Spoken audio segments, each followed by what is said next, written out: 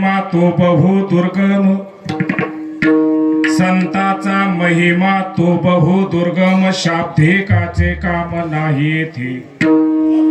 बहु दुधड जरी झाले म्हैस गाय, तरी होईल काय कामधेनु.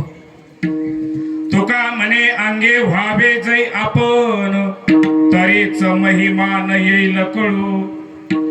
बहु दुधड जरी झाली म्हैस गाय, तरी होईल काय कामधेनु.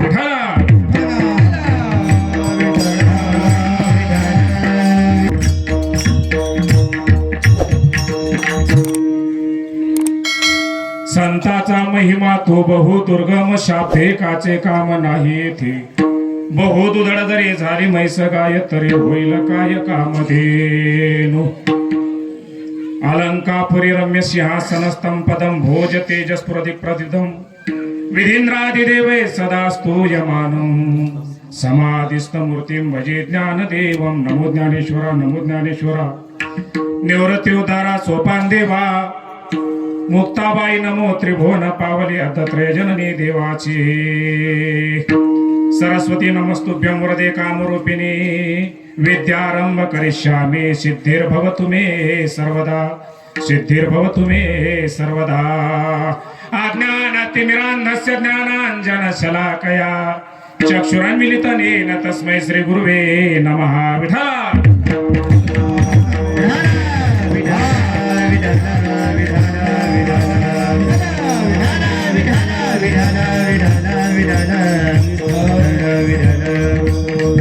संताचा महिमा तो बहु दुर्गम, शाब्दिकाचे काम नाही येथे.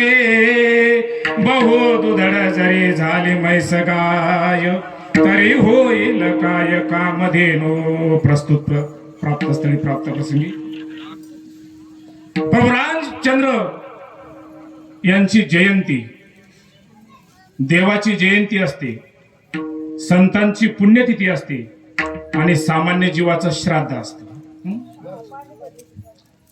यद्यपि आपण व्यवहारामध्ये उच्चार करतो, आमच्या आईचं पुण्यस्मरण आहे, आमच्या वडिलांचं पुण्यस्मरण आहे, पण खऱ्या अर्थाने पुण्यस्मरण कोणाचं असतं? जो पुण्यात्मा आहे त्याचं पुण्यस्मरण. आपले जे वाडवडील आहेत हे पुण्यात्मे आहेत का? घरामध्ये फोटो आपण लावलेले, ते कसे वागत होते? जीवनामध्ये ते माळकरी तरी होते का? कीर्तन भजन तरी श्रवण कधी केलं का? असं नसेल तरी सुद्धा आपण स्वर्गवासी, कैलासवासी, वैकुंठवासी हे लिहितो का? नरकवासी लिहिता येत नाही म्हणून. पुण्यात्मा त्यालाच म्हणतात ज्याने जीवनामध्ये पुण्य कमवलेलं आहे. पुण्यवंत व्हावे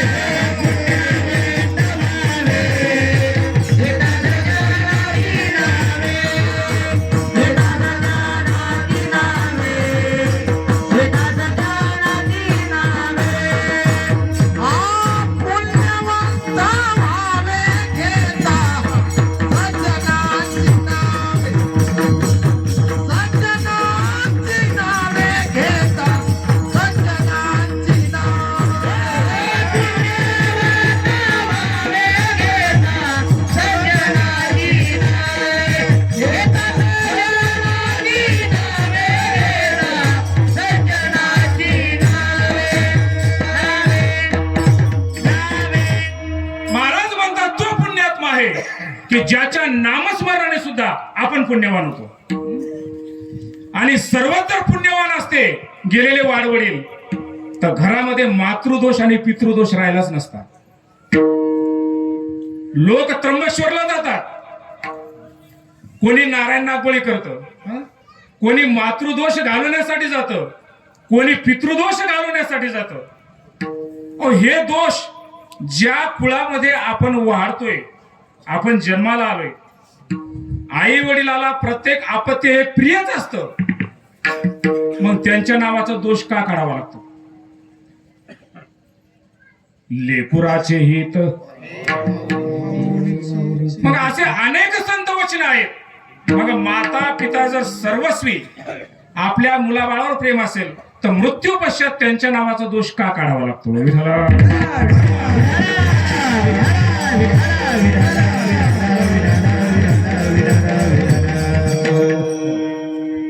लौकिक कार्यामध्ये आणि लौकिकामध्ये आई वडील हे अतिशय पूजनीय आहेत. नवे नवे ईश्वरापेक्षाही त्यांचं मोठं स्थान आहे आणि उच्च स्थान आहे. परंतु त्यांनी वैयक्तिक जीवनामध्ये जर कुठलंही पुण्यकर्म केलेलं नसेल, कोणतंही पुण्याचं काम केलेलं नसेल, तर महाराज त्यांच्याकडून येणाऱ्या संततीवर यद्यपि त्यांची इच्छा जरी असली की यांचं भलं व्हावं, यांचं चांगलं व्हावं, तरी त्यांच्या नावाचा दोष आपोआप येऊन लागतो. का? कारण ते दोषी आहेत म्हणून.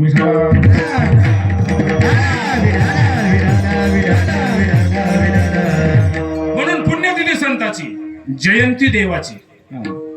देव ज्या वेळेस या पृथ्वी तलावर अवतीर्ण होतो त्या दिवसाला महत्व आहे. संत या पृथ्वी तलावरून ज्या दिवशी जातात त्या दिवसाला महत्व आहे. आणि तुम्ही आम्ही गेलो काय ना आलो काय असे कित्येक येतात. आजा मेला पंजा मेला बाप मसना गेला, देखत देखत ना तो बंधू तोही तैसा झाला. उठा उठा जागा पाठी भयाले. अनेक मांदिळीच्या मांदिळी आपल्या याच्यामध्ये मर गए पैगंबर मर गए हाकीम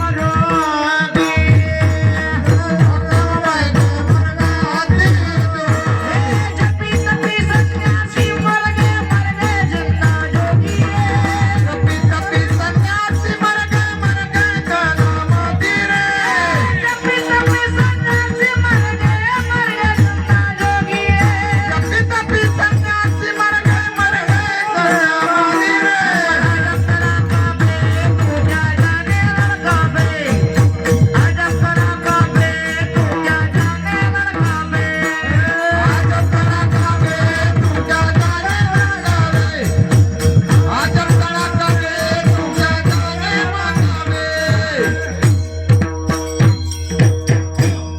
जपी गेले, हो, तपीही गेले, संन्यासी गेले, हो, कोणीही माग राहिलं नाही. येथ नाही उरू आले अवतार. आपण की जळकी पत्ती. आणि म्हणून त्या प्रभू रामचंद्राची आपण जयंती साजरी करतो. तात्पर्य आजच्या भाषेत वाढदिवस. वाढदिवस त्याचा साजरा केला जातो की ज्याचा वाढदिवस केल्यानंतर ज्याचं आयुष्य कमी न होता वाढतच राहतं, त्याचा हा वाढदिवस आहे. व्यवहारामध्ये आपण लौकिक अर्थाने करतो. आता एक परंपरा आहे, मुलाबाळांचं ऐकावं लागतं. लहान मुलं असतो, छंद असतो म्हणून त्यांचाही वाढदिवस करावा लागतो. वाढदिवसाला आपण दिवे लावतो, त्या मेणबत्त्या लावतो आणि सगळ्या जीवनात आपणच अंधार करतो. फुकायला लावतो त्याला. फुक. आमच्या तर जीवनात सगळा अंधार झालेलाच आहे. राहायला सुद्धा तुझा लहानपणीच करून घे. कशाला फुकायचं? तो मुलगा म्हणजे तुमचा कुलदीपक आहे. आणि कुलदीपकालाच आपण काय करतो? दीपक विझवायला लावतो. अनेक काही चुकीच्या प्रडा रूढी आहेत, परंपरा आहेत, त्या आपण जोपासत चालतो. वास्तविक वाढदिवस ही पद्धत इंग्रजांनी घालून दिलेली आहे, ख्रिश्चन धर्माची आहे. सगळ्यांचे धर्म पाळणारा एकच धर्म हिंदू धर्म.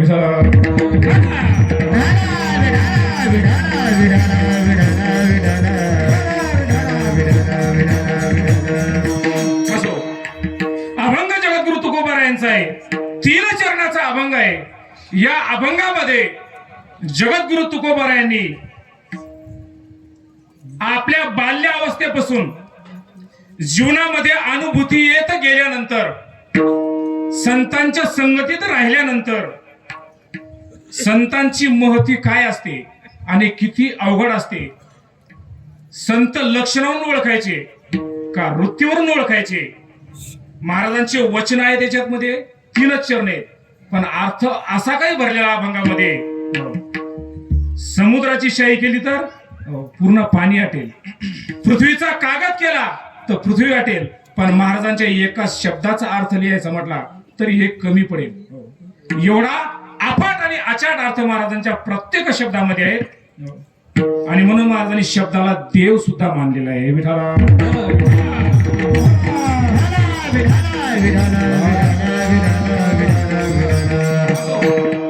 प्रत्येक मनुष्य जन्माला आल्यानंतर संगतीमध्ये वाढतो. महाराज संगती सगळ्यांनाच प्रिय आहे.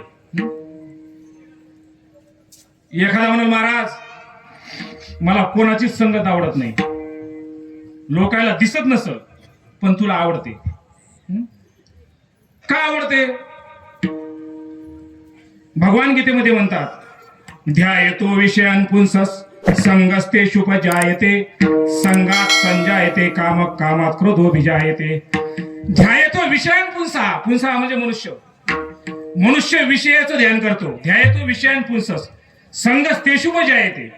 माणसाने ज्याचं ध्यान केलं माणसाला त्याची संगत करावी वाटते. कुठली जीवित वस्तू असो किंवा निर्जीव वस्तू असो, सर्वांचा अनुभव या गोष्टीत सारखाच आहे. कोणता? ध्यायतो विषयान् पुंसः संगस्ते शुपजायते. ज्या ज्या गोष्टीचं मनुष्य ध्यान करतो त्याच्या संगतीची इच्छा मनुष्य निश्चितच करतो. मी म्हणत नाही, भगवंताचं वचन आहे.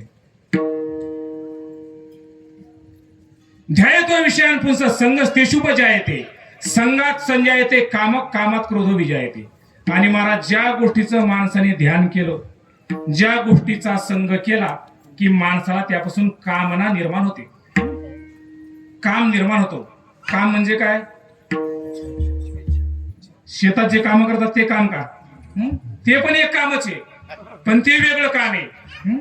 मग इथं काय? कामना, इच्छा. इदम्मेशात इतिच्छा काम शब्दिता. शास्त्रामध्ये काम शब्दाचं वर्णन केलेलं आहे. प्रत्येक वस्तू मला पाहिजे, हवी हवीशी वाटणं, याला म्हणायचं काम भावना. आणि ज्याचा काम अपूर्ण राहिला, भगवंताने संगती बघा गीतेत किती सुंदर दिलेली आहे. कामात क्रोध विजायते. कामाच्या अपूर्ततेमध्ये क्रोधाची अभिव्यक्ती होते. जिथं माणसाचा काम पूर्ण झाला नाही तिथं माणसाला राग येतो. पाठीमागे एक न्यूजपेपरला बातमी होती, मोताळा तालुक्यातली, बुलढाणा जिल्ह्यातली. बातमी अशी आली होती, 11वीचा मुलगा होता, बापाकडे हट्ट केला, बाबा अँड्रॉइड मोबाईल मला घेऊन द्या. बापाने सांगितलं सध्या आपली काही परिस्थिती बरी नाही. म्हणला वर्गातल्या बऱ्याचशा मुलांजवळ मोबाईल आहे, मोबाईलची किंमत 35-40 हजार आहे. बाकीच्या जवळ आयफोन आहे. किमान मला साधारण तरी एखादा 25-30 हजारापर्यंत घेऊन द्या. वडिलांनी सांगितलं ठीक आहे, सोयाबीन विकू दे, तुरी विकू दे, नंतर तुला मोबाईल घेऊन देतो. दैवयोग असं विचित्र, त्या सोयाबीनचाही भाव खाली आला आणि त्या तुरीचा भाव खाली आला. यानं विकलं पण तेवढ्यात लोकांचं कर्जच फिटलं नाही. मग कर्जच जर फिटलं नाही तर पोराची अपेक्षा पूर्ण करायची कशी? पोराला संगती जरा भंटर पोराच्या होत्या बाहेरच्या. पोरग टुकार होतं, ते काही कीर्तना भजनातलं अजिबात नव्हतं. सांगितलं म्हणलं सगळं विकलं, तुरी विकल्या, सोयाबीन विकली, आता मोबाईल द्या. बापाने सांगितलं हे बघ याच्यात लोकांचे व्याजाचे पैसे तेच फिटले नाही तर तुला मी आता ही वस्तू घेऊन देऊ शकत नाही. राग आल्यानंतर पोरग मोठ्या आवाजात बोललो. मोठ्या आवाजात बोलल्याबरोबर बापाने एकच कानाखाली वाजवली. जशी बापानं कानाखाली वाजवली महाराज, तसा पोरानं पण दगड उचलला, बापाला फेकून मारला. दगड मारला, म्हाताऱ्याच्या डोक्यात लागला, म्हातारा पलटन जागेवरच मेलं. मग लागलं बोंबलाला, बाबा तुम्हाला जीवच मारण्याचा उद्देश नव्हता. मग काय साधारण मारित होता? आणि तो उद्देश कोणता असो, बापाला उलटून मारतात का? बाप कसाही कोणाचा असो, दारुडे असो, बेवडा असो, कसा असो, पोराने बापाला मारू नये. त्याच्या अंगावर हात उचलून देऊ, कसा असो, किती वाईट असो, काही असो, सरते शेवटी तो जन्मदात आहे. माता पित्याच्या अंगावर हात उचलणं याच्यासारखं महापातक. काही म्हणतात महाराज तुम्हाला माहिती नाही, बेवडा बाप 2 दिवस सांभाळून पहा घरात, मग कळेल तुम्हाला. हे सांगायला सोपं वाटतं, पण ज्याच्या घरात रोजचेच उद्योग आणि रोजचे भांडणं होतात त्याला कळतं. अरे चुलीजवळ येऊन बसताना साईडनं जर काही त्या गोवऱ्या ठेवल्या असल्या, खोडक्या ठेवल्या असल्या, पळाट्या ठेवल्या असल्या, हे चुलीला आग लावत नाही, तिकडचंच पेटून देतो पलीकडच्या घरात, माळवत पेट धरतो. इतका याचा त्रास असतो, तू म्हणता याला मारायचं नाही. कोणी मारू दे पण तू नको मारू. विठाला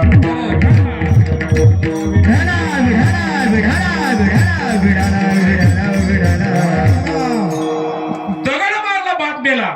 कशाचा परिणाम आहे? ही घटना जी घडली कशामुळे घडली? भगवान सांगतात कामात क्रोधो अभिजायते ध्यायतो विषयान पुंसा संगस्ते शुभजायते संगात संजायते कामात क्रोधो विजायते क्रोधाच्या पुढे क्रोधात भवती समूह समूहात स्मृती विभ्रमः स्मृती भ्रंशात बुद्धिनाशात प्रणश्यती राग अनावर झाल्यानंतर भगवान म्हणतात माणसाला स्मृती विभ्रम होतो म्हणजे बुद्धी काम करीत नाही माणसाची नेमके आपण जे क्रिया करणारे ही क्रिया योग्य आहे का योग्य आहे याचं भान माणूस त्यावेळेस माणसाचा विवेक जागा होत नाही विवेक लोपल्या जातो आणि विवेक लोपल्यानंतर बुद्धी नाशात प्रणश्यती कोणाचा तरी एकाचा विनाश नक्की ठरलेला जातो एवढा नुसता हा संगतीचा परिणाम आहे विठ्ठला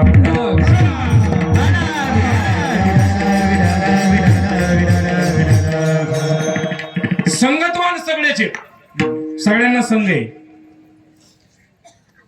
विद्यारण्य स्वामी पंचदशी मध्ये वर्णन करतात संघे बाध्यते लोको निसंग सुखमश्नुते तेन संग परित्याज्य सर्वदा सुखमिच्छता स्वामीजी म्हणतात संघ ही बाध्यते लोको संघ हा प्रत्येक माणसाला बाधकच आहे मग सुख कशात आहे निसंग सुखमश्नुते निसंगामध्ये काय आहे अफाट असं सुख भरलेलं आहे मग काय करा त्याकरता तेन संघ परित्याज्य संघाचा त्याग करा पण माणसं संघाचा त्याग करीत नाही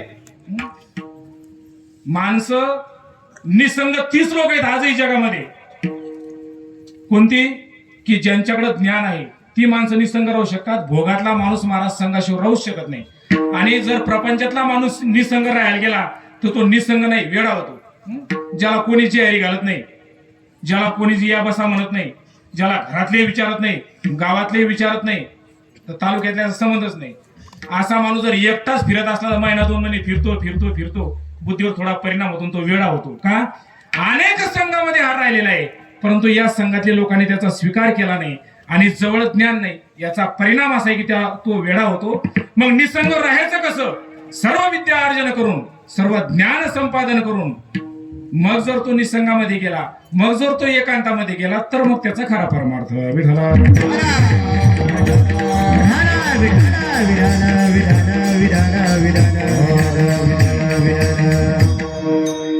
नियम असा आहे प्रत्येक जण संगतीमध्ये घडतो तुम्ही असो मी असो लहान मुलगा असो वृद्ध माणसं असो संगतीशिवाय माणसाचं जीवन घडत नाही बरेचसे लोक म्हणतात पोराला विचारला आणि का रे त्या पोरा संग नको फिरत जाऊ ते पोरग टुकारे भंटल छाप आहे बिड्या फुकत ते तुला सवय लागेल म्हणलं आई त्याच्या संगतीत आपण जास्त नसतो कधीतरी भेटलं की आपला राम राम श्याम बसायचं सबसेल खोटं बोलतं त्याच्या संगतीत असते त्यांना 5 झुरके मारले हे सुद्धा एक झुरका मारतो बिडीचा पण सांगतं काय आई मी त्याच्या संगतीत जास्त नसतो 2 व्यक्ती जर एकत्र राहत असतील आस्तिक आणि नास्तिक हे 2 जर मित्र असतील एकाच्या संगतीत जर असतील तर आस्तिक मनुष्य नास्तिकाच्या संगतीने नास्तिक होईल का नास्तिक आस्तिकाच्या संगतीने आस्तिक होईल काही कळा ना याच्यापेक्षा सोपं सांगतो एक माळकरी आणि एक बगर माळकरी या दोघांची जर संगत असेल तर माळकऱ्याच्या नादाने ज्याच्या गळ्यात माळ नाही तो माळ घालील का त्याच्या नादाने ही माळ हा काढील बहुतांशी कसं घडतं माळ काढतो का माळ घालतो मोरे महाराजांनी बरोबर सांगितलं काय म्हणतात माळकरी बगर माळकरी जर एका संगतीत आले तर त्याचा परिणाम याच्यावर होत नाही पण हाय ती माळ ते काढून मोकळं होतं मग याचा अर्थ असा होईल मोरे महाराज म्हणजे याचा अर्थ सत्याची पावर कमी आहे आणि दोषाचा पावर असे आणि मग आपण जगात काय म्हणतो अरे दम आहे वेळ लागतो पण सत्याचाच विजय कुठे सत्य काढून माळ मोकळं झालं ते सत्य राहिलं कुठं हा एक संभ्रम आहे समाजामध्ये मग दोषाचा महिमा जास्त सत्याचा महिमा जास्त बहुतांश अनुभव तुम्हाला हेच आलेले आहेत माळकरी काढतो पण याच एक तुम्हाला उदाहरण सांगतो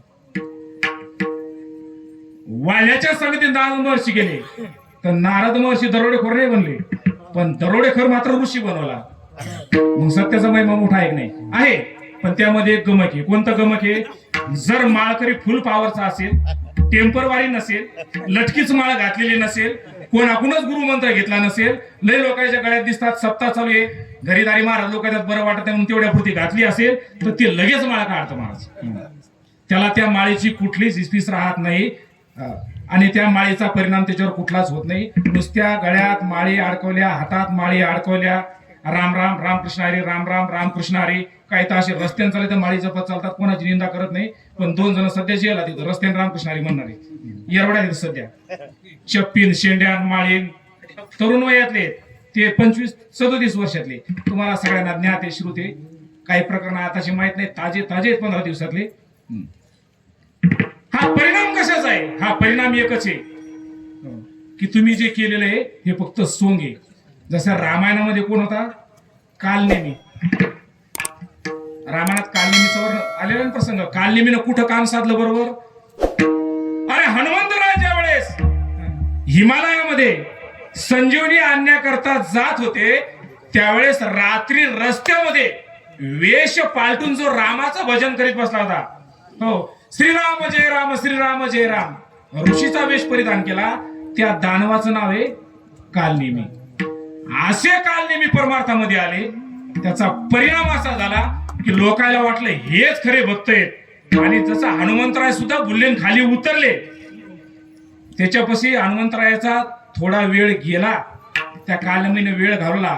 तसा आपला वेळ एखाद्या कालनेमी जवळ गेला तर आपल्या आयुष्याची राख रांगोळी झाल्याशिवाय राहणार नाही.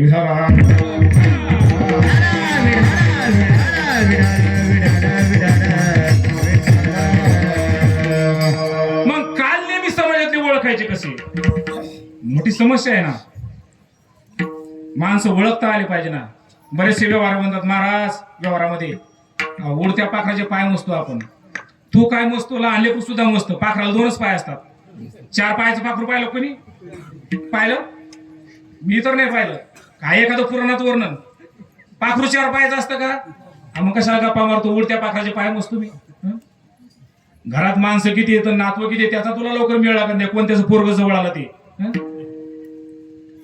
एकदा माणूस पाहिला की आपण ओळखतो म्हणतात. एवढं सोपं नाही ते. त्याला ज्ञानोबरायच्या गमकाने ओळखावं लागतं. झाड जाणे जे फुले, मानस जाणे जे बोले, भोगे जाणे जे केले पूर्वजन्मीचे. झाड जाणे जे फुले, मानस जाणे जे बोले, हे ज्ञानोबरायचा युक्तिवादी. ज्ञानोबराय म्हणतात माणसं बोलण्यावरून ओळखायला येतात. त्याच्या मनातलं कळतं बोलण्यावरून. काय कळतं? त्या लेवलचा असला तर कळतं. त्याची परिभाषा समोरच्याला जर कळत असेल तर कळतं. ज्ञानोबराय शक्यतो अशी भविष्यवाणी असे काही करीत नाही बरं का. ज्ञानोबराय त्रिकालदर्शी संत आहेत, पण माऊलींनी बऱ्याचशा गोष्टी अशा भाकीत जास्त केल्या नाही की समाजाला जेणेकरून ज्ञानाकडेच ओढ निर्माण होईल, एवढ्यासाठी ज्ञानोबरायचा प्रयत्न आहे. ज्ञानोबरायचा फक्त एकच अभंग आहे, थोडसा भविष्याविषयी. डोळे बोट घालून चक्र जे पहावे, न दिसता जाणावे 9 दिवस. ज्ञानोबरायचा का अभंग आहे. डोळे असे चोळायचे. डोळे चोळल्यानंतर काय दिसतं रे? काय दिसतं? चक्र दिसतं का नाही? काळे काळे चक्र गोल फिरताना दिसतात. माऊली म्हणतात डोळे चोळल्यानंतर ज्या माणसाला काळे काळे चक्र दिसतात तो सुदृढ आहे, काही अडचण नाही. पण डोळे चोळल्यानंतर ज्याला चक्र दिसत नाही तिथून पुढे 9व्या दिवशी त्याला मृत्यू प्राप्त होतो. इथं चोळू नका, घरी जाऊन चोळा. इथं प्रयोग करू नका. कानी बोट घालून नाद जे ऐकावे, कानामध्ये बोट घातले आणि हा नाद ऐकायला तर माईकचा आवाज भरपूर लांब जातो. घरामध्ये आढळले लोक म्हणतात अरे बंद करा दे तुमचं किलकिल तो टीव्हीचा आवाज. कानात बोट घालतात. कानात बोट घातल्याबरोबर जर टीव्हीचा आवाजही ऐकायला आला नाही आणि बायकोचाही आवाज ऐकायला आला नाही तर समजायचा आपला टीव्ही 7 दिवसात बंद होणार आहे. 7व्या दिवशी मृत्यू प्राप्त होतो. नासागरीचे टोक न दिसता न येणे. प्रत्येकाला प्रत्येकाचं नाक दिसतं. मग कोणाचं सरळ असेल, कोणाचं चपटा असेल, कोणाचं नकटा असेल, कोणाचं बेपटा असेल, कसं असो, पण ज्याचं त्याला नाक दिसतं. नाकाचा शेंडा माणसाला ज्या दिवशी आपल्या डोळ्याने दिसणार नाही समजायचं संध्याकाळपर्यंत मनुष्य मरतो. मनातेची दिनी रामकृष्ण, मनातेची दिनी रामकृष्ण,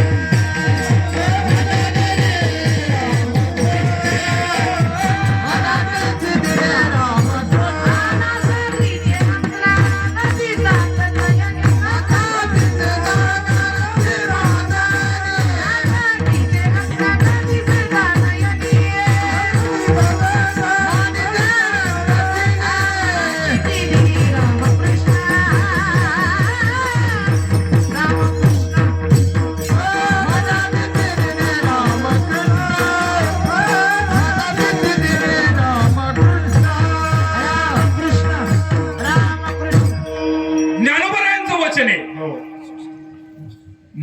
तेचे दिनी रामकृष्ण. कोणी म्हणा त्याने नाही, ज्याला नाकाचा शेणा दिसला नाही बाकीच्या म्हणायचं ज्ञानोबा तुकाराम उचलला की निघाले घेऊन.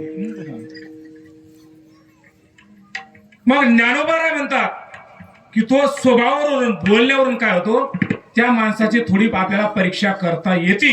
त्याच्या बोलण्यावरून अंतःकरणामधलं मनामधलं याच्या काय साच आहे आणि काय मिथ्या याचा अनुमान माणसाला बांधता येतं. मग अशी जी माणसं आहेत समाजामध्ये संगतीमध्ये, ती माणसं ओळखता आली पाहिजे. आणि माणसं ओळखता यायला लागल्यानंतर मनुष्य आपोआपच त्यापासून काय होतो, दूर जायला लागतो आणि आपल्या जातीच्या माणसाजवळ मनुष्य जातो. आपल्या जातीचा म्हणजे प्रत्येक सोसायटीचे प्रत्येक जण आहेत ना, पारमार्थिक माणसं, त्यांच्याकडे तो ओढ घेतो, त्यांच्या संगतीमध्ये तो काय करतो, राहतो. मग असा संगत प्रिय असणारा हा मनुष्य प्राणी, याला संगत हा संघात राहतो, पण याचं प्राप्तव्य स्थान जे तो असंग आहे. असंग अयम पुरुष, हा असंग असणारा भगवान परमात्म्याला महाराज कुठलाच संघ नाही. तो कुठल्याच संघामध्ये अडकलेला नाही, सगळ्या संघाच्या व्यतिरिक्त तो राहतो. तुम्ही विचार करा, ज्या वेळेस द्वारका पाण्यामध्ये बुडाली, 16,108 बायका सोडून गेला मनुष्य. किती? 16,108 बायका सोडून निघाला. आपली ताकद आहे एक सोडून जायची ताकद आहे. अरे लोटून देते घरातून तरी माग येते ते, कुठे जात नाही. हे काय सोडून जाणार आहे? हे कोणाला सोडून जात नाही. हा गुळाला चिटकलेला मुंगळा आहे, तोडून येईल अर्धा, पण तो काय करणार का? कारण तो संघप्रिय एवढा झालेला आहे. देवाने सोन्याची द्वारका पाण्यामध्ये बुडवली, म्हणजे त्याग केला तिचा. विचार करा, क म्हणजे कनकही देवाने सोडून दिलं, का म्हणजे कांता म्हणजे स्त्रियांचाही त्याग करून दिला, आणि की म्हणजे कीर्ती सोडून दिली. सगळं सोडलं आणि एकटा निघाला. का निघाला? त्याचं कारण असं आहे की तो असंग आहे. शास्त्रामध्ये असंग पुरुषाचं जे वर्णन केलेलं आहे, गीतेच्या 15व्या अध्यायामध्ये सुद्धा असंग पुरुषाचे वर्णन केलेले आहे. तो असंग पुरुष म्हणजे साक्षात भगवान श्रीकृष्ण.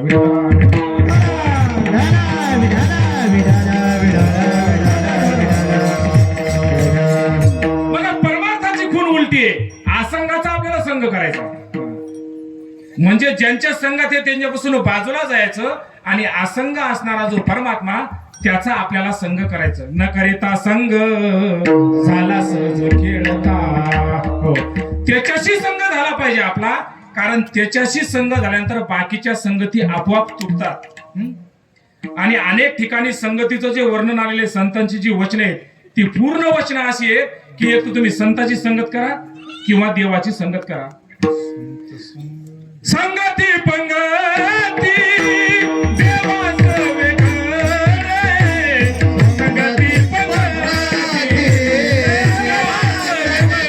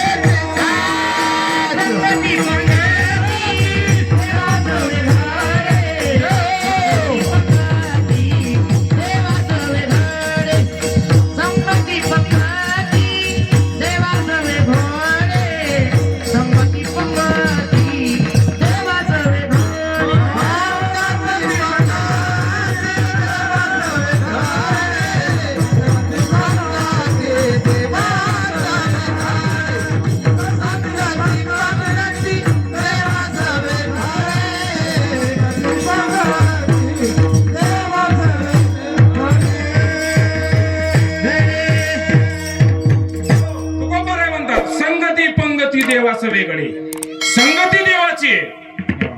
त्याचा परिणाम असा पंगती सुद्धा देवासोबतच मिळाली. आणि देवाची संगत लागल्यानंतर नित्य अनित्य सर्व काही माणसाला ज्ञात होतं. ज्ञानोबा म्हणतात ना, पै संसार या समजता जाणे जे जय अनित्यता तै वैराग्य दौडिता पाठी लागे. संसाराची अनित्यता ज्या माणसाला कळाली त्या माणसाला वैराग्य वेगळं धारण नाही करावं लागलं. मला आपोआप वैराग्य त्याच्याकडे आलं. दौडिता वैराग्य लोटून दिलं तर त्याला सोडत नाही का, कारण याने जाणलं. काय जाणलं? समोर ताट वाढलं, अनेक मिष्टान आहेत पण त्याच्यामध्ये विष कालवलेले. ज्ञानोबा म्हणतात, विषय रांधली रस सोय जय जेवणारा ठाऊची होय. मग काय करतो? जेवतो का? अरे तो ताटाची सांडोनी जाय जिया परी तिया परी वमिलियांना जेवी लाळन भोटी रसना का अंगण सुये आलिंगना प्रेताची या. ज्ञानोबा म्हणतात, एकाची बायको सुंदर आहे, तरुण आहे. बाई सुंदर असेल, तरुण असेल, पण घरामध्ये जर गरिबी असेल तर दागिने नाही परिधान करू शकत. पण माऊली म्हणतात ती श्रीमंत पण आहे, तिच्या नवऱ्याकडे अफाट गडगंज संपत्ती आहे, संपूर्ण अलंकार तिने परिधान केलेले आहेत. हातामध्ये नुसत्या हिरव्याच बांगड्या नाहीत, पिवळ्या सुद्धा बांगड्या आहेत, म्हणजे रंगाने नाही, सोन्याच्या. मग एवढं जिच्याकडे अलंकार आहेत, पतीही देख नाही, सासर सगळं सोन्याने म्हणून काढावं एवढं सुंदर आहे. बर, पतीचं प्रेमही तेवढंच तिच्यावर आहे आणि पत्नीचंही पतीवर तेवढंच प्रेम आहे. केवढं? जेवढं लग्न झाल्या महिनाभर असतं तेवढं. ज्याच्या लग्नाला 5-25 वर्ष झाले त्याचं सगळ्या जगावर प्रेम असतं. पण बायकोवर राहत आणि बायकोचं बी घरातले नातवंड मुलं सगळ्यावर राहील, पण म्हाताऱ्यावरच कमी होतं. काय होतं महाराज? आपोआप ही एक वृत्ती आहे. मग एवढं प्रेम असणार पत्नीशिवाय ज्याला क्षणभरही करमत नाही. ज्ञानोबा म्हणतात, एखाद्याची मरू नाही पण त्याची बायको मेली. मग मेल्यानंतर रडायला लागला. फार प्रिय होती, फार चांगली होती, कधी शब्दाच्या बाहेर गेली नाही. सगळ्या गोष्टी जरी असल्या, मग एक जण म्हटलं एवढीच चांगली होती तर राहू द्यायचा अंतविधी, राहू दे 15 दिवस घरी, बघू नंतर. ठेवण ते ठेवल घरामध्ये. महाराज, मनुष्य किती चांगला असू द्या, किती सुंदर असू द्या, मेल्यानंतर जवळ नाही जावं वाटत. अशी माणसं अंतर थांबतात. काय धरो, कस काय गेला हो, आता तर बरा होता. अरे बहिणा पुढं बघ ना, छातीला कान लावून, त्याच्या छातीला कान नाही लावते, हे फक्त चौकशी करतो. अरे एवढी प्रिय रात्रंदिवस तुझ्या जवळ राहणारी, आता का तिला आलिंगन देत नाही? ज्ञानोबा म्हणतात, का अंगण सोय आलिंगना प्रेताची या. प्रेताला महाराज अंग तरणे आणि गोरे वरी लेणे आई लेणे घडे परी एकलेनी प्राणे नसे तैसे ते का. ज्ञानोबाने इतकं सुंदर बहादरीचं याच्यावर लिखाण केलेले. वस्तूचा त्याग करून जातो मनुष्य, तसं संसाराचा सुद्धा त्याग. वमिली अन्न, उलटी झालेला अन्न खाईल कोणी परत? माणसं खातील? कुत्र खाईन येत नवल नाही, माजर खाली येत नवल नाही, माणसं कधीच खाणार नाहीत, मरतील उपाशी. पण उलटी झालेलं अन्न रिटर्न कोणी खाऊ शकत नाही. मग ही जशी त्याची एक वृत्ती बनलेली असते, तद्वत जो ज्ञानी आहे, ज्याने ज्ञान प्राप्त केलेले, संसाराविषयी त्याची तशी वृत्ती झालेली असते, वमन झालेल्या अन्नासारखी. आणि असा जो मनुष्य असतो तोच संघ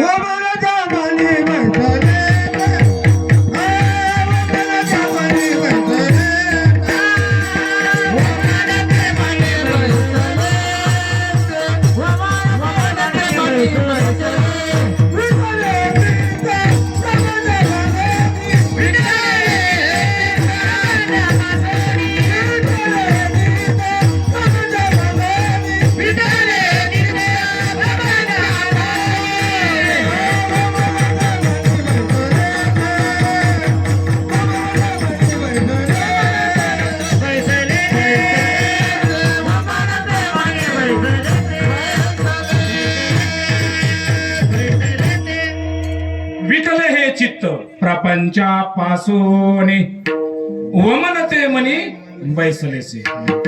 असं चित्त ज्या वेळेस इकडे विटतं त्यावेळेस असंग असणारा परमात्मा त्याच्याशी आपला संघ होतो. आणि एकदा त्याच्याशी संघ झाला की ह्या व्यवहारातले जे संघ आहेत मग तो कोणाच्या संगतीत याच्यावर फारसं डिपेंड राहत नाही. आणि व्यवहारातल्या संगतीचा कोणताच परिणाम त्याच्यावर होत नाही. का होत नाही? कारण त्यानं मुख्य संघ केलेला आहे. त्याच्यामुळे व्यवहारातले संघ त्याला बाधकही होत नाहीत आणि काही कुठल्याही प्रकारचा फरक पडत नाही. जसं तुकोबराय म्हणतात, अनेक बुद्धीचे तरंग क्षणोक्षण पालटते रंग. धरू जात संगात व तो होया बाधक. धरू जात संगत व तो होया बाधक.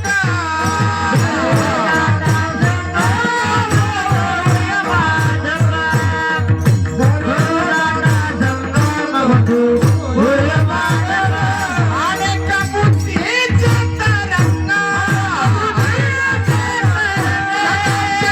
पालटते रंग. धरू जात संगत व तो होया बाधक. धरू जात संगत व तो होया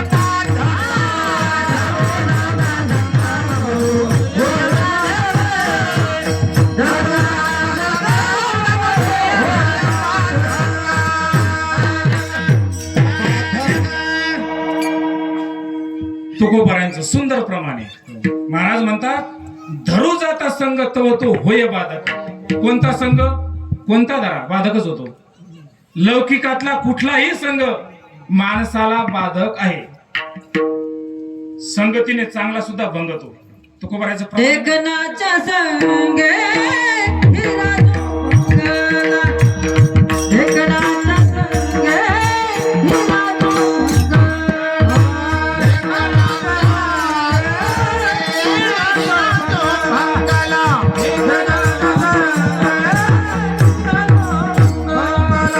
उसंगनारीला साधू जायचा.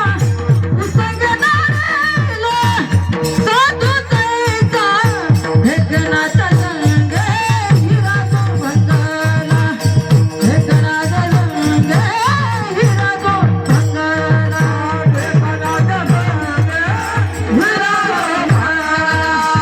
एकनाच्या संगे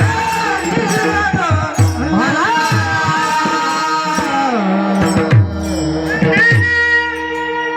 वा. जिथं चिल्या बाळ महाराज तिथं एक नंबरच असतं सगळं काय पाहावं लागतं. टाळकऱ्यामध्ये 2 नंबर कोणीच नाही, सगळे 1 नंबरच आहेत. अरे परमार्थच 1 नंबरच आहे. याच्यात 2 नंबर कोणीच नसतं. झेंड्यावाल्यापासून विण्यावाल्यापासून पारावाल्यापर्यंत, पाऱ्यावाल्यापासून तर श्रोत्यापर्यंत सगळेच्या सगळे 1 नंबरच आहेत. ते 1 नंबर आहेत म्हणूनच इथं आहेत. बाकी पुढं कुठे आहेत ते मला काय माहिती नाही.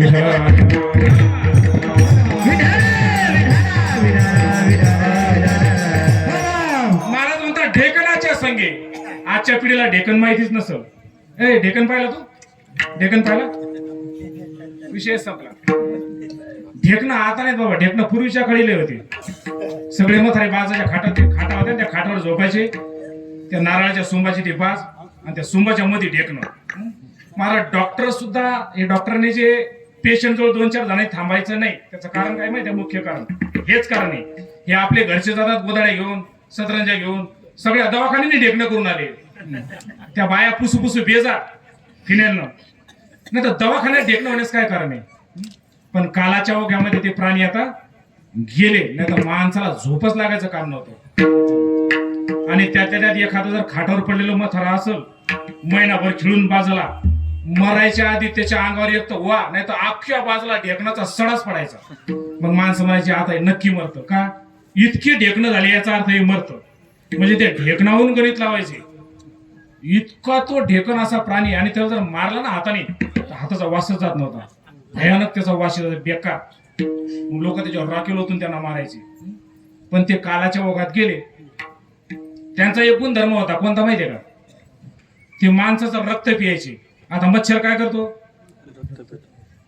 सलाईनच्या नळीसारखं रक्त ओढतो ना आपलं. पण ढेकण झोपल्यानंतर रक्त ओढायचा तरी माणसाला कळायचं नाही. मग हे ढेकणं गेले पण ते नव्यानं जन्माला आले. कोणाच्या रूपाने? मच्छराच्या रूपाने आले. मला ढेकणं जाड होते चांगली, इतके बारीक नाही ते जन्म घ्यायचे. ते जन्म घेतला ना मजबूतच जन्म घेतला त्यांनी. असे रक्त पिणारे लय ढेकणे आहेत. पण आता यांच्यावर औषध कोणतं आणावं? हे रॉकेलला पण मरत नाही. यायला रॉकेलच कालबा हे करून टाकलं. का रॉकेल मिळतं कुठं? राशनच्या दुकानावर पूर्वी रॉकेल मिळायचं, आता सरपंचाला सुद्धा भेटत नाही. केरोसिन हा प्रकारच काय झाला? बंद झाला. आणि ते ढेकणावर जालीम उपाय होता. आता औषध केलं आणि ढेकणं राहिले. मग हे ढेकणं मारायचे कसे? मोठी समस्या आहे. विठाला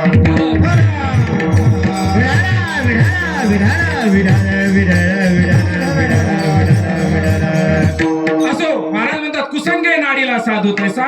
मग या संगतीने साधूवर जर परिणाम होत असेल, सामान्य जनतेवर परिणाम होत असेल, तर मग आपला संघ योग्य स्वरूपाचा आहे का नाही याची शहानिशा आपणच केली पाहिजे. लोकांच्या सांगण्याची वाट बघायचीच नाही.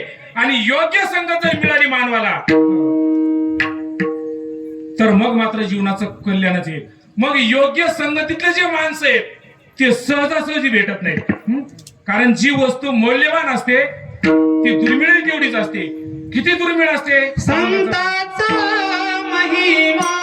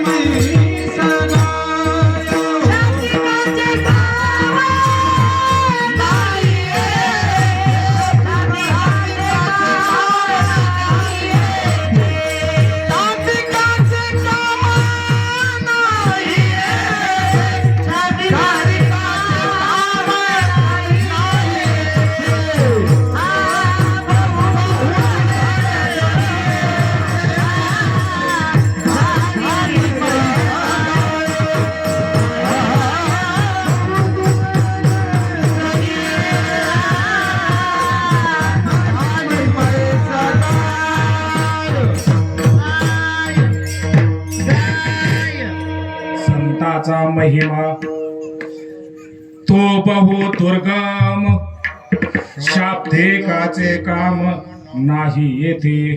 तुकोबाराय म्हणतात व्यावहारिक संघामध्ये जर दुःख असेल, अलौकिक स्वरूपाचा जो संघ आहे तो संताचा संघ आहे. मग त्या संगतीत जा, मग त्या संगतीत जायचं. पण त्यांची संगत फार दुर्मिळ आहे. प्रत्येक गोष्टी सहजासहजी माणसाला मिळत नाही. आणि ती तर अति दुर्लभ स्वरूपाची वस्तू आहे. मग तिचा संघ आम्ही करायचा कसा?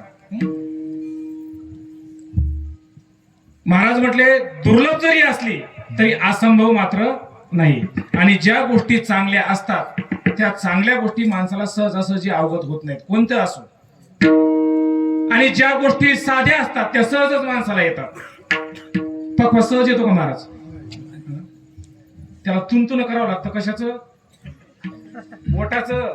बोट तुंतुण्यासारखे चालू, इतके फास्ट चालावं लागतात. अनेक दिवस रियाज करावे लागते तरी अवगत होतं. बरं, त्यात बी एखादे रियाज करतात, पण जर ताल नसल तर महाराज अख्खी ती प्रॅक्टिस व्हायला जाते. देता देता नता देता देता तिथं कधी दागिना त्याचा येतच नाही बरोबर, कधी बी आडवाच येणार. रामकृष्ण हरी तर काय करणार? आडवा करणार. एक तर तो तरी आडवा होणार, नाही तर टाळ करेन कीर्तन सगळ्याला आडवा करणार. मग त्याचं जिथं बरोबर असेल तिथून आपण सुरुवात करायची.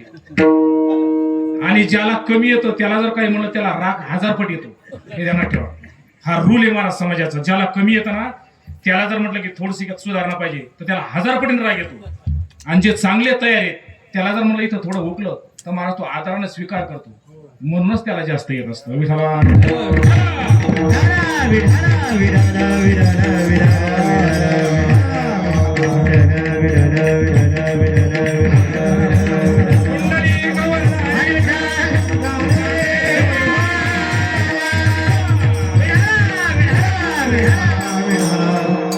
सहज येतं ते एवढं विशेष नसतं.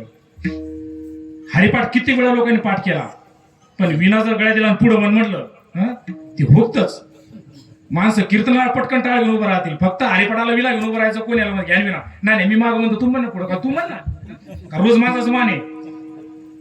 येत नाही लवकर हरिपाठ, घोकून लवकर पाठ होत नाही. आणि गाणे न पाठ करता पाठ होतात. गाणे कोणी पाठ करतं का पिक्चरचे? का गाण्याचे पुस्तक असे आले नगरपालिकेतून ग्रामपंचायतीतून घर परत की महाराज यावर्षी नवीन गाणं निघलं, गावातील सर्व सदस्य, सर्व भाविक, सर्व ग्रामस्थ मंडळ यांना सूचना करण्यात येते की 2025 साली आमकं नवीन गाणं रिलीज झालं, पण चुकीचं पाठांतर होऊ नये म्हणून त्या पुस्तक रूपाने ते तुमच्या घरपोच फ्री मध्ये वाटण्यात येत आहे. स्वीकार करा आणि पाठ करा. असं कोणाच्या घरी पुस्तक आलं नाही? आलं. आळंदीला तुम्ही गेले, काही हॉटेलमध्ये जरी जेवले, जेवण करून बडीशोप घेता घेता तिथे एक हरिपाठ ठेवलेला असतो. काही हॉटेलवाल्यांनी पुस्तकं ठेवले हरिपाठाची, हे फुकट घेऊन जा. कशासाठी? पाठ करावा म्हणून. आळंदी पंढरीला तुम्ही ज्या महाराजाकडे वारीला जाता उतरता, बरेचसे लोक हरिपाठ फुकट देतात, वाटतात का 2-3 रुपयाचे म्हणून. लोकांना पाठांतराला देतात, हे पाठ करा, हे घोका, हे तुमच्या उपयोगाचे. हरिपाठ पाठ केला तरी पाठ होत नाही, फुकट पुस्तक घरी आलं तरी पाठ होत नाही, आणि गाणं लिहून कोणाच्याच घरी आलं नाही तरी नस शब्द चुकता पाठ होतात गाणी. कशाचा परिणाम आहे? परवा दिवशी त्या नकुल महाराजाच्या संस्थेमध्ये, जालन्याचे जे आपले नकुल महाराज इथले 2-3 पोरं आहेत बारकाले, ते बाहेर गेले. बाहेर गेल्यानंतर नियम असा आहे की एखाद्या संस्थेतले महाराज जर बाहेर गेले तर जे मोठाले विद्यार्थी असतात त्यांनी बारक्या पोरावर लक्ष ठेवणे, सांभाळणे. त्यांनी सांगून गेले की म्हटलं या 2-4 जणांचा तू 15 वाद्या म्हणून घे, आणि ज्याचा चुकला त्याला कोंबडा करायला. ते महाराज गेले बाहेर, ते पोराला म्हणून घेतलं. 2-3 जण बरोबर एकाचं हुकलं, त्याला ओम श्री परमात्मने नमः येस ना, ते म्हणायचं ओम श्री परमात्म्या नमः, ओम श्री परमात्म्या नमः. ते म्हटलं हुकतंय ते नीट म्हण ना. म्हणता का बस तू काय महाराज काय, आपले महाराज बाहेर गेले, उगा सांगितलं नको म्हटलं नाटकं करू. ते म्हटलं मग कोंबडा तर. महाराजांनी सांगितलं कोंबडा व्हायचा. ते म्हटलं झुकेगा नाही, कोंबडा व्हाय म्हटल्यावर काय म्हणलं ते, झुकेगा नाही साला. आता हे साला हरिपाठ शिकायला आला आळंदीत, हा ज्ञानेश्वरी शिकायला आला, मग याला हे वाक्य शिकवलं कोणी?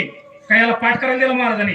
पाठ करायला दिलं नाही कोणीच, तरी सुद्धा वाक्य मुखोद्गत झालं, तरी सुद्धा गाणं मुखोद्गत झालं. परिणाम कशाचा आहे? हा परिणाम आहे महाराज विषयाचा. अनेक जन्मजन्मांतरचे विषयच तुम्ही आम्ही भोगत आलेलो आहे. ते विषय भोगल्याचा परिणाम असा आहे की आपोआप विषय हे माणसाच्या ध्यानात येतात आणि परमार्थ ध्यानात आणला तरी बाहेर जातो.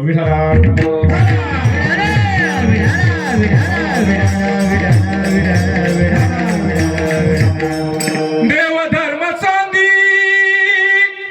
पडिले सकळ, विषयी गोंधळ गाजतसे गाजतसे,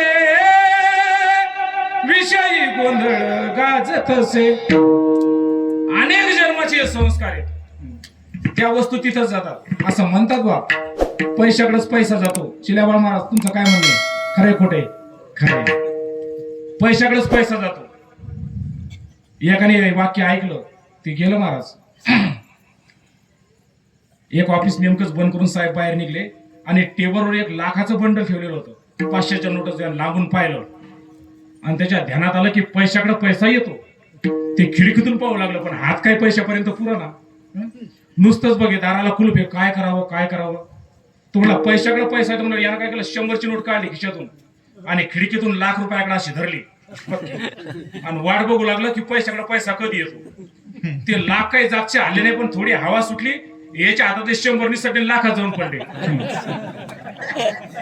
हे म्हणलं हे बरोबर आहे. पैशाकडे पैसा जातो पण जास्त पैशाकडे कमी पैसा जातो. कमी पैशाकडे जास्त पैसा कधी येत.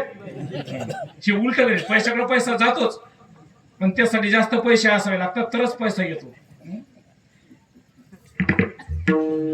कीर्तन कार असेल तर माग आहे का नाही. काय गणित केले लोकांनी मला. काय म्हणावं समाजाला बाबा. उगाच कोणाची निंदा करते म्हणून बोलता येत नाही.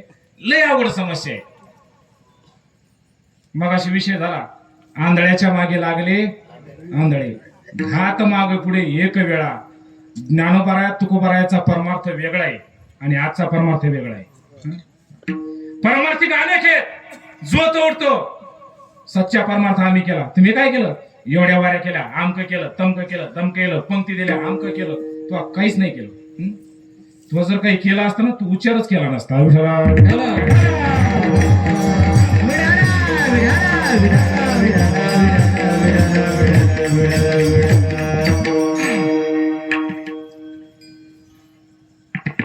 ज्ञानोबराय वर्णन करतात. 9वारी साडी आहे, कंपाळाला कुंकू आहे, हातामध्ये हिरवा चुडा आहे, सगळे दागिने आहेत. फक्त मंगळसूत्र नाही आणि नवरा नाही. उपयोग आहे का? तसा परमार्थामध्ये सगळं काही आहे पण परमार्थाचा अभ्यास कोणताच नाही. बाकीचा सगळा बास तयार आहे पण जे मुख्य पाहिजे तेच नाही. मग वांज स्वरमार्थ वांजच तर उपदेश वांजच माणसं नाही निर्मायचं तर काय थोरपणे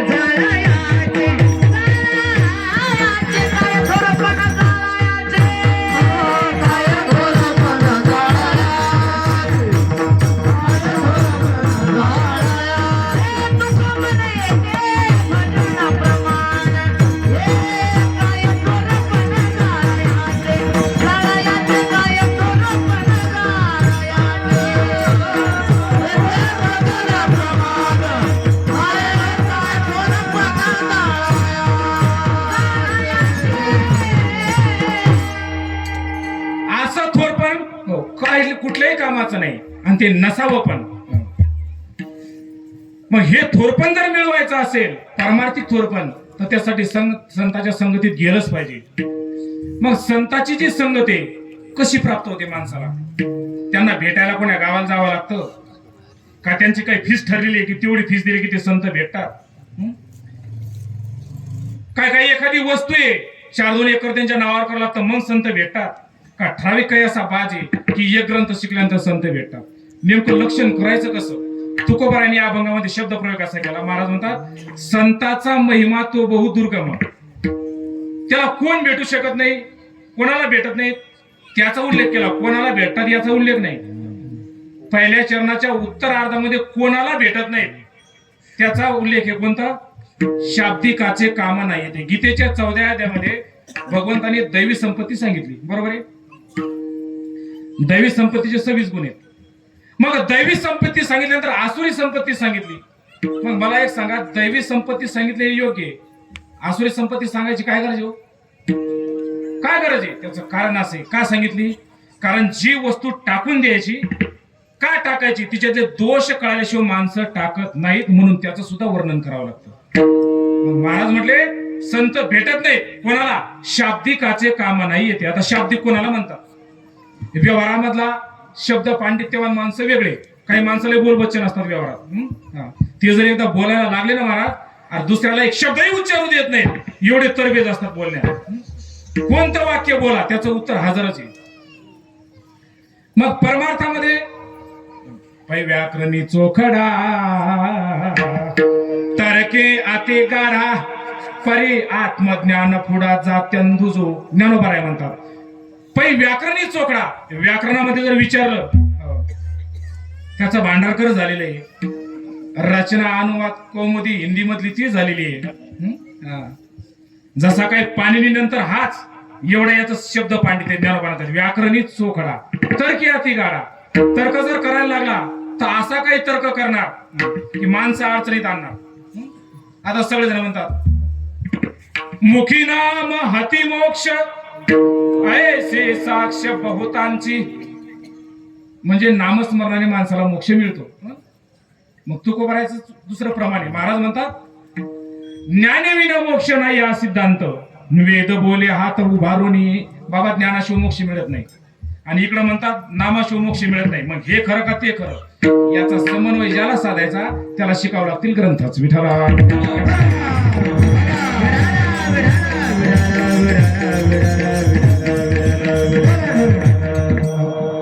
नुसतं शब्द पांडित्य शब्दज्ञानी म्हणजे आपण जे बोलतो ते आपल्यालाच न कळणे.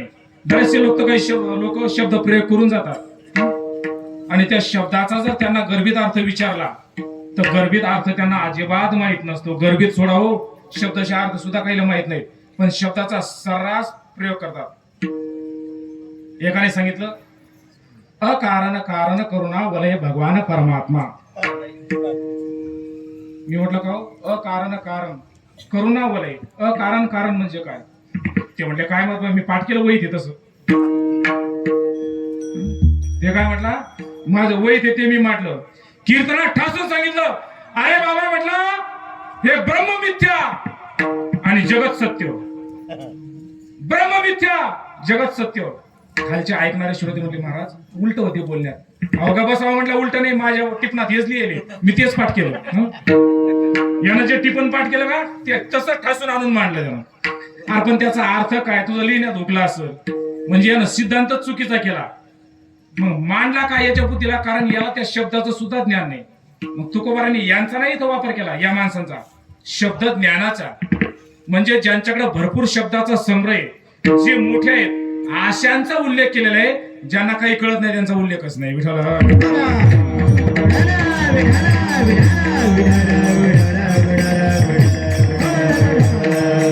मग असे जे शब्द पांडित्य ज्यांच्याकडे आहे 4-2 पानं ज्यांचे झालेले आहेत त्यांचा संतांच्या संगतीचा विषय कधी शक्य नाही. मग शब्दज्ञान नसावं का माणसं ज्ञानी असावे. शब्दसंग्रह असावा माणसाजवळ. अनेक काव्य असावी. संप्रदायाचं ज्ञान असावं. आरोग्याचं ज्ञान असावं. वारकरी संप्रदायामध्ये सर्वार्थाचे भरपूर ज्ञान आहे त्याचा भरपूर संग्रह असावा पण समन्वय साधता यावा. आणि सगळे ज्ञान असूनही संताबद्दल आणि परमार्थाबद्दल आदर असावा. मला श्रद्धा जर नसेल तर केवढा अभ्यास असू द्या त्याचा उपयोग नाही.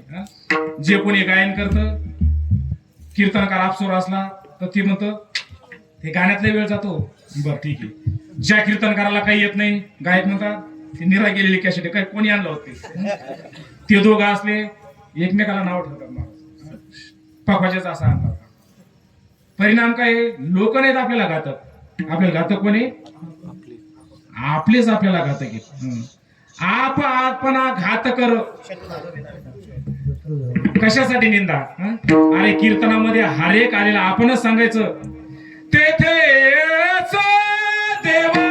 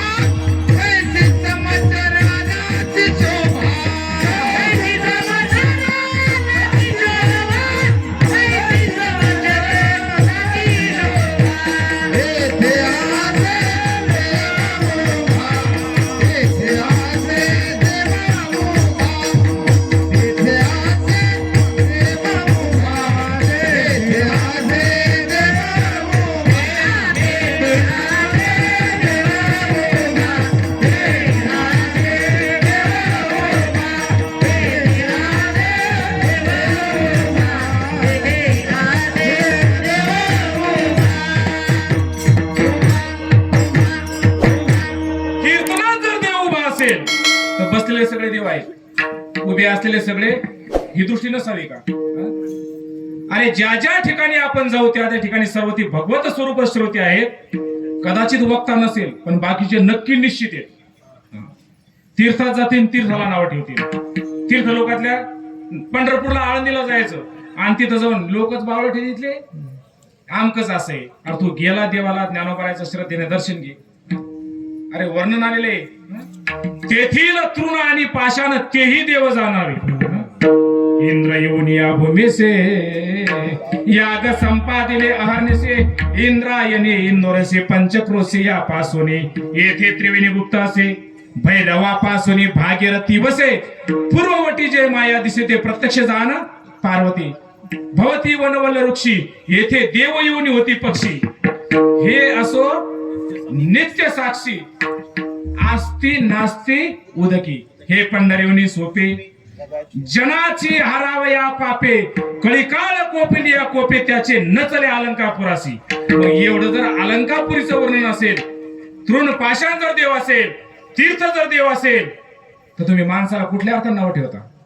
आली एक दिवस दर्शनाला श्रद्धेनं सर्वांचं दर्शन घ्यायचं आणि नीट निघायचं. त्यांचं काय असेल त्यांचं ते बघून घेतील, पण रिकामं पाप घेऊन घराला यायचं नाही. म्हणजे संताच्या जवळ जाऊन सुद्धा संत ओळखता येत नाही.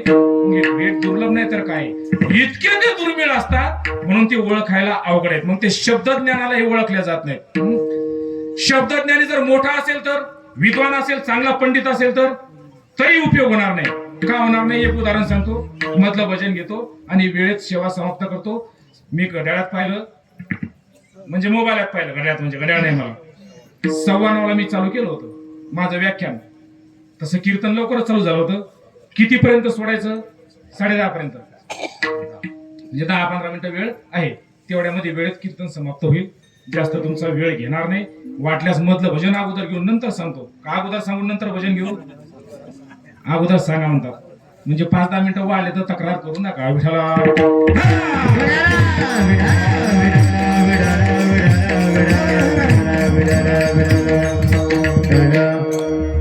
शब्दज्ञानी केवढा जरी असला पण संताविषयी जर आदर नसेल, भक्तीविषयी जर त्याचा आदर नसेल तर त्याचा उपयोग होत नाही. जगद्गुरु शंकराचार्य वाराणसीमध्ये ज्यावेळेस या ज्ञानाचा प्रसार करत होते, भारताच्या 4 कोपऱ्याला 4 आश्रम आहेत.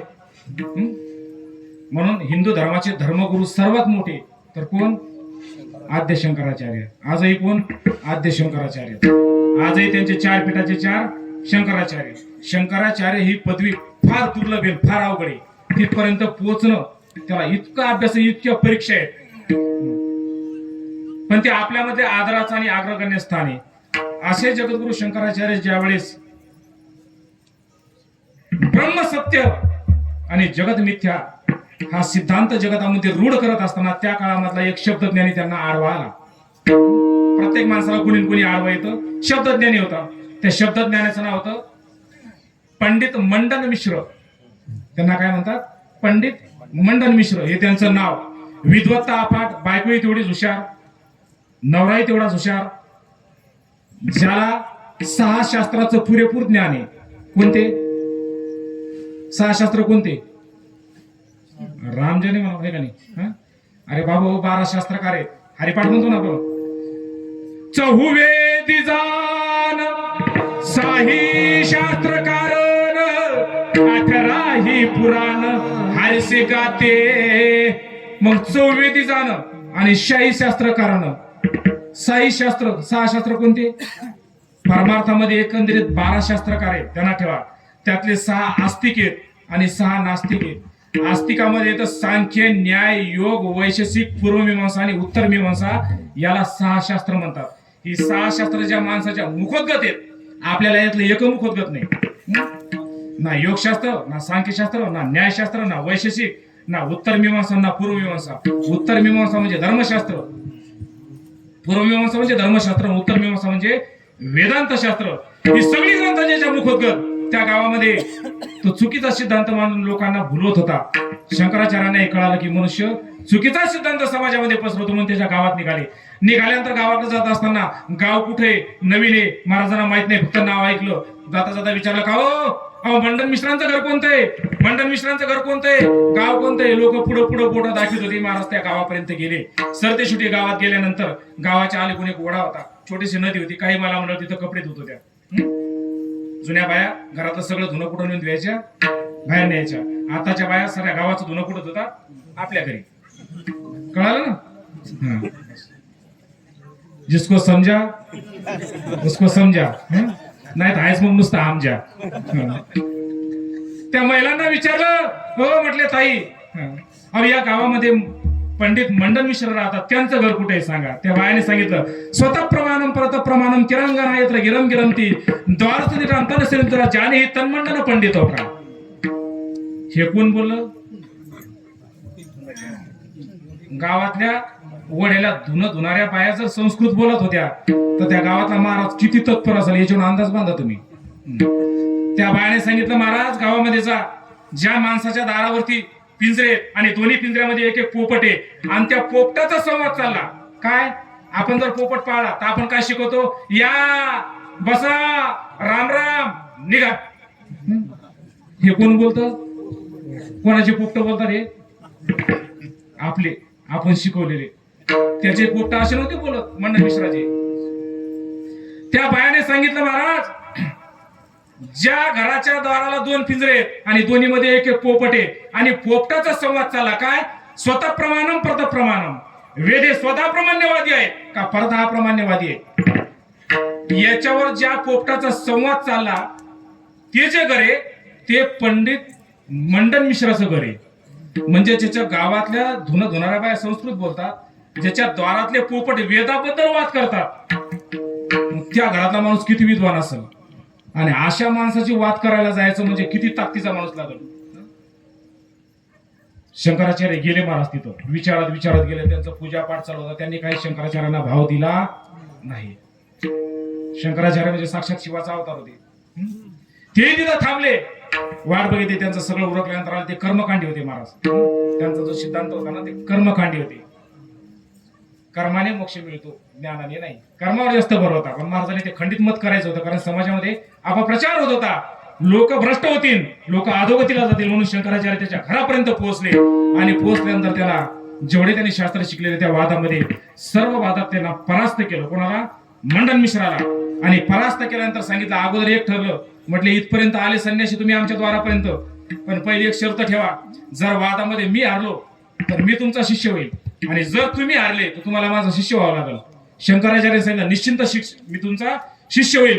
पुढे चालून माझा दोघांचा वाद निर्माण झाला. वाद म्हणजे धक्काबुक्की नाही, शास्त्रवाद म्हणतात त्याला. वादाचे अनेक प्रकार आहेत. वादे वादे जाये तत्वबोधे याला म्हणायचा खरा वाद. आणि तो वाद होता त्यांच्या तिथं चालू. परिणाम असा झाला, मंडन मिश्र त्याच्यामध्ये हारले. हारल्यानंतर सांगितलं, ठरल्याप्रमाणे तुम्ही माझ्या शिष्य व्हा. तेवढ्यात महाराज मंडन मिश्राची बायको आली. हो म्हटले, महाराज अजून माझा नवरा हारला नाही. म्हणजे कस काय हारला नाही, मी त्याची अर्धांगिनी आहे. अरे तो जरी परास्त झाला अजून मी हारायची राहिली. नवऱ्याला पूर्णत्व त्याच वेळेस आहे. पत्नी आणि नवरा हे दोन्ही मिळून एक पूर्ण अंग असते म्हटले.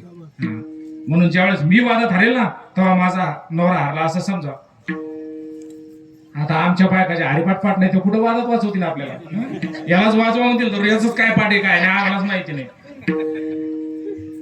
लय अवघड आहे महाराज. एक सारखं कुटुंब मिळणं दुर्गम गोष्ट आहे. बऱ्याचशा शिक्षकाची मंडळी चौथी नापासच असते. महाराजांच्या ग्रंथाच्या ग्रंथपाठ बायको जर म्हणतो ज्ञानेश्वरी पारायणाला बस, ओम नमो जे आद्याच म्हणता येत नाही महाराज. उच्चारच नाही महाराज. परमार्थातले शब्द मुखामध्ये येण्यासाठी वाणी ही पवित्र लागते आणि मुखातून कमी लोकांना शिव्या दिलेल्या पाहिजेत तरच ती येतं. कमी म्हणजे निराळामच कोणी शिवी देत नाही असा माणूसच नाही. लय वैतागलं की थोडा बहु का होईना थोडी कराळ शिवी कोणीतरी कोणाला देतं. वाणी जर पुण्यवान असेल तर महाराज त्याच्या मुखात गीता येते. विठाला अरे मंडन मिश्राची पत्नी उभी राहिली, मी वादामध्ये अजून हरले. ज्यावेळेस मी वादात हरेल त्यावेळेस माझा नवरा तुमचा शिष्य तोपत करेल. शंकराचार्य विचार काय प्रश्न विचारायचे महाराज. तिनं असे काही प्रश्न विचारले. तिने विचारले प्रश्न कामशास्त्रातले. कोणाला, संन्याशाला. महाराज शंकराचार्य निरुत्तर झाले आणि निरुत्तर झाल्यानंतर सांगितलं, वादात महाराज तुम्ही हरले, त्याकरता तुम्ही माझ्या नवऱ्याचं शिष्य व्हायचं. शंकराचार्याने सांगितलं, ज्या विद्येचा मी अभ्यासच कधी केला नाही त्यातले प्रश्न विचारले म्हणून मी हारलो, पण मी पण अजून हारलो नाही. मी या गोष्टीचा 6 महिने अभ्यास करतो आणि मग तुझ्या प्रश्नाची उत्तर द्यायला येतो. म्हणून शंकराचार्य त्या द्वारातून निघाले आणि गेल्यानंतर एका नगरीचा राजा मेला. त्या मेलेल्या मृत शरीरामध्ये शंकराचार्याने प्रवेश केला आणि शिष्याला सांगितलं, माझा देह फक्त 6 महिने किडावून गेला देऊ नका, याला सांभाळ करा एका गुफेमध्ये.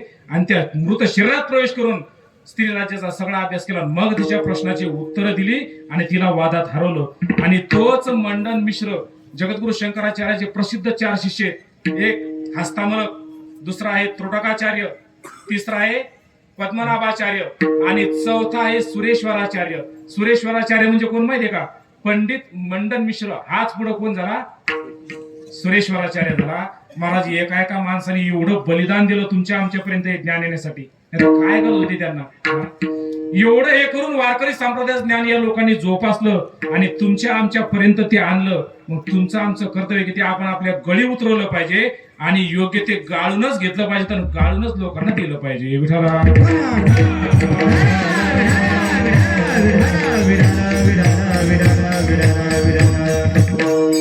मग मंडन मिश्रा सारख्याला शाब्दिक म्हणतात. मग एवढा विद्वान जर शाब्दिक असेल तर बाकीचे लय किरकोळे.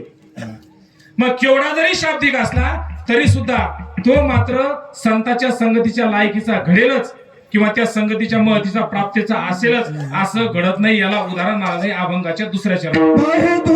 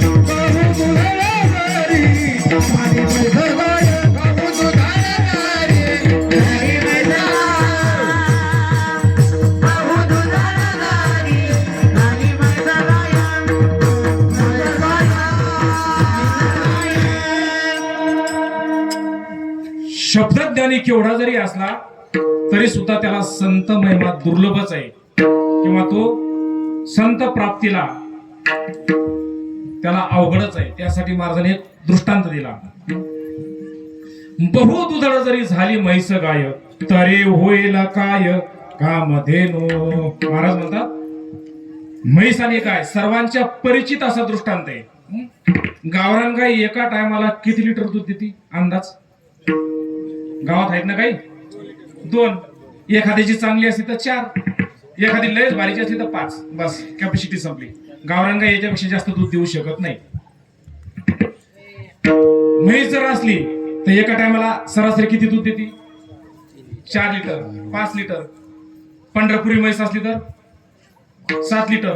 नुरा म्हैस असली तर 1 टाइम 8 लिटर. हे म्हशीचे प्रकार आहेत. देऊन देऊन एखाद्याची म्हैस एका टायमाला 10 लिटर दूध देईल. फार झालं तर 15, याच्यापेक्षा नाही. तिसरा एक प्रकार आहे दूध देण्याचा, जर्सी गाय. पश्चिम महाराष्ट्रातल्या ज्या जर्सी गाय येतात त्या एका टायमाला एक गाय 5 लिटर, 7 लिटर, 8 लिटर, 15 लिटर इथपर्यंत कॅपॅसिटी आहे एका टायमाची. आणि त्या गायीचं दूध किती टायमाला काढावं लागतं? 3 वेळेला.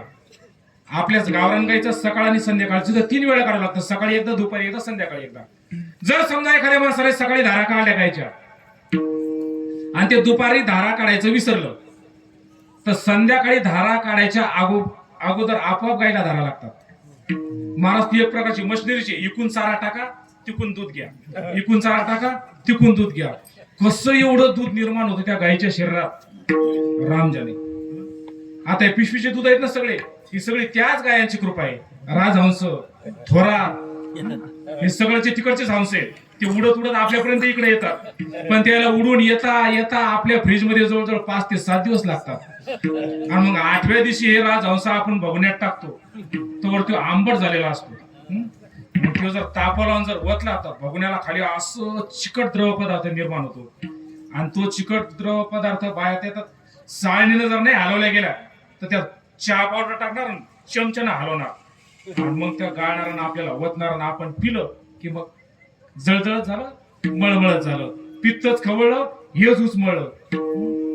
मग हे जे आजार चालू झाले पित्ताचे कशापासून, एखाद्याची फॅक्टरी असेल तर घेईल माझ्यावर ऑब्जेक्शन, काय आमचे धंदे बंद करतात काय? बाहेरच्या 10 रुपयाची दूध पिशवी महाराज ती जर पिली ना तोंडच आंबट पडतो. त्याचं कारण असे, सरासरी पदार्थ खराब हा दुग्धजन्य कुठलाही पदार्थ असो, बगर फ्रीजचा बगर केमिकलचा जास्त 5 ते 7 दिवसात खराब होतो, म्हणजे होतोच. मग हे पदार्थ 8 आणि 10 महिने टिकतात तरी कसे का टिकतात, याचे कारण शोधा. माझ्यापेक्षा याच्यात तुम्ही जास्त पटायचे, जास्त हुशार आहेत, याचे वैज्ञानिक कार्य सर्च करा, तुम्हाला सगळे मिळतील. एवढ्या दिवस ही वस्तू टिकू शकत नाही, मग टिकली कशामुळं? त्याच्यामध्ये केमिकल टाकल्याशिवाय वस्तू कुठली जेवढा काळ टिकत नाही, आपोआप ती खराब होत असते. मग या पदार्थामुळं मग ते गायचं जे दूध आहे ते अफाट स्वरूपाचे. मग एक गाय दिवसाला 30 लिटर जर दूध देत असेल, गावरान गाय 5 देते, म्हैस दिवसाला 10 देते, आणि जर्सी गाय सरासरी आपण धरलं तर 20 ते 30 लिटर दूध देते. याचा अर्थ ती कामधेनू होईल का? कामधेनू एवढं दूध देईल? कामधेनू एवढं दूध देईल का? कामधेनू किती दूध देते दिवसाला? नाही म्हटलं तू सांग. कामधेनूला दुधाची गणनाच नाही. तुम्ही जे जे अपेक्षा कराल ते पूर्ण करणारी जी धेनू आहे तिला म्हणतात कामधेनू. काम म्हणजे इच्छा, तुम्ही जी इच्छा प्रकट कराल ती तुमची पूर्ण करते, तिला म्हणतात कामधेनू. तद्वत शब्दज्ञाने किती जरी झाला तरी संत होणार नाही. जसा किती दूध देणारी गाय झाली तर ती कामधेनू होऊ शकत नाही. ही कामधेनू पृथ्वी तलावर पूर्वी होती, पण ती इथून स्वर्गामध्ये तिला नेण्यात आलं, खाली ठेवली नाही. आज जर कामधेनू खाली असती किती किंमत असती? किंमत नाही, चोरलीच असती लोकांनी. त्या काळात एक दोघांनी चोरली होती म्हणूनच ती वर नेली. ज्या ज्या वस्तू लोकांच्या जास्त नजरेत बसतील अशा वस्तू देवानी पहिलीच व्यवस्था केली, इथून हलवल्या त्या, की यांच्या नजरेतून काहीच सुटत नाही, जेवढ्या वाचल्या तेवढ्या तरी वर घेऊन चला. ज्याच्यावर दृष्टी पडली त्याला नष्ट करण्याचे माणसं प्रयत्न करतात. म्हणून केवढा जरी शब्दज्ञानी झाला तर संतत्व होऊ शकत नाही. कितीही दूध देणारी गाय झाली तर ती जशी कामधेनू होऊ शकत नाही. तद्वत संताचा महिमा तो बहु दुर्गम, शाब्देकाचे काम नाही येथे. संप्रदायाच्या नियमाप्रमाणे एकदा मधलं भजन घेऊ. उरलेल्या 5 मिनिटांमध्ये शेवटच्या चरणाचा हात सांगून वेळेत सेवा आपली समाप्त करू. ज्यांना हात असतील त्यांनी टाळी वाजवा, ज्यांना बोलता येत असेल त्यांनी पाठीमागं भजन म्हणा, बाकीच्यांना मुळीच माझा आग्रह नाही.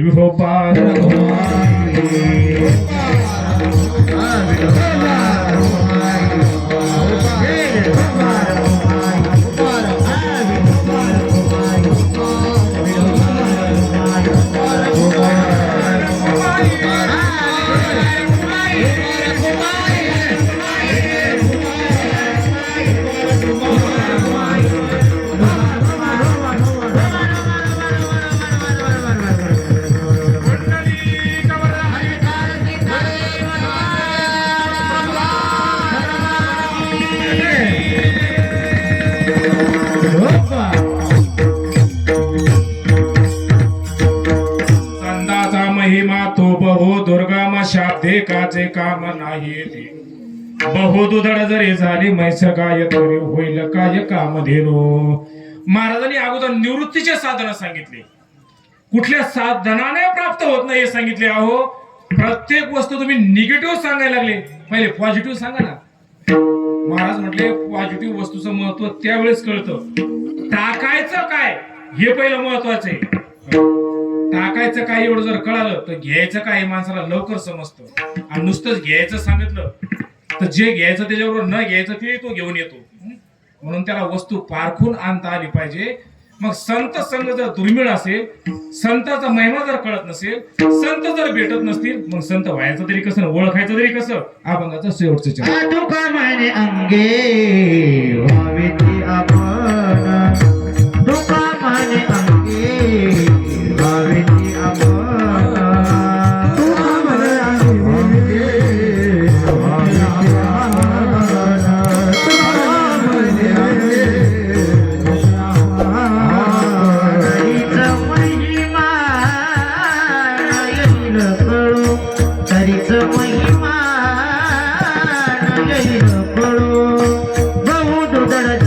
खाली बैठ गाय आग फुट गडदरी खाली बैठ गाय कवीचा महिमान येला करू कवितारी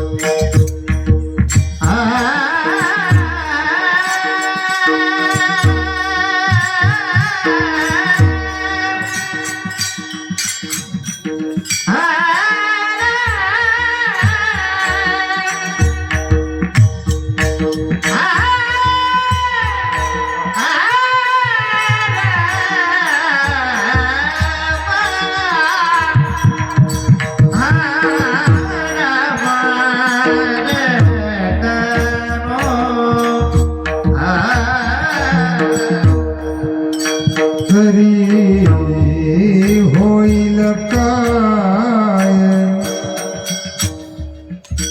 काम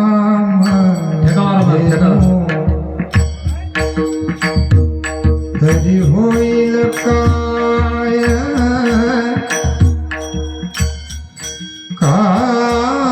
कामधेनु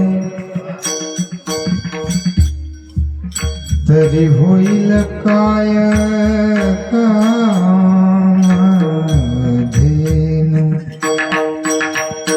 तरी होईल काय तरी होईल काय कामधेनु तरी होईल काय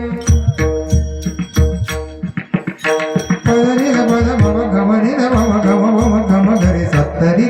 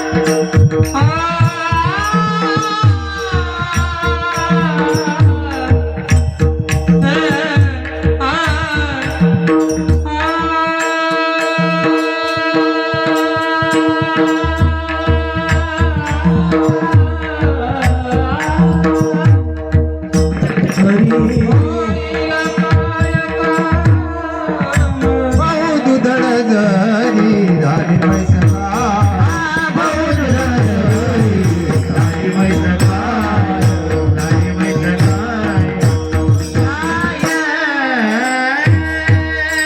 तुका म्हणे अंगे व्हावे जे आपण तरीच महिमा न येईल कळो बहु दुधड जरी झाली मैस गाय तरी होईल काय कामधेनू. शेवटच्या चरणामध्ये महाराज संत महात्म्याच ज्याला व्यतिरेक आणि अन्वय पद्धतीने जे वर्णन म्हणतात त्या पद्धतीने वर्णन केलेले. व्यतिरेक कशाचा आणि अन्वय कशाचा. मग संत जर व्हायचा असेल आणि संत जर कळायचे असतील तर काय करावं लागेल. त्याकरता अंगाने व्हावं लागेल. मुलगी रस्त्याने चालली, एक आई बाळाला नटवत होती, तिनं लहान बाळाला एवढं नटवलं सुंदर. आता प्रत्येक माता आपल्या बाळाला 8 महिन्याचं लेकरू असेल, वर्षाचं असेल, 12 महिन्याचं असेल, त्याने एकदा बाळसं धरलं की मग ती काय करते, त्याला सुंदर कपडे परिधान करणं, चांगली पावडर लावणं, काजळ लावणं, त्याचा कावळा घालणं, आणि तीच त्याच्याकडे पाहते माझी ज्याला दृष्ट लागल म्हणून काजळ काढते, त्याच्या गालाला लावते. ते बाळ एवढं सुंदर दिसतं. हे रोजचा तिचा प्रोग्राम चालू. जिचा विवाह झाला नाही अशी मुलगी दारातून चालली. म्हटले का हो काकू, रोजच बघावं जर तुम्ही हे करतच राहता, त्या पोराला नटवत राहता, एवढं काय नटवायचं रोजच. म्हटले बाई याचा आनंद तुला नाही कळायचा. जेव्हा तू आई होशील ना त्यावेळेस तुला कळाल की याच्यात काय सुख आहे बाळामध्ये. तद्वत संतांचा महिमा जर कळायचा असेल ना बाबा, तर ज्यावेळेस तू स्वतः संत होशील ना, तू सर्व काही शिकशील, सगळं काही अवगत करशील, त्यावेळेस संताचं जगातातलं सामर्थ्य काय आणि संत किती मोठे असतात याचा तुला अंदाज येईल. ज्ञानेश्वर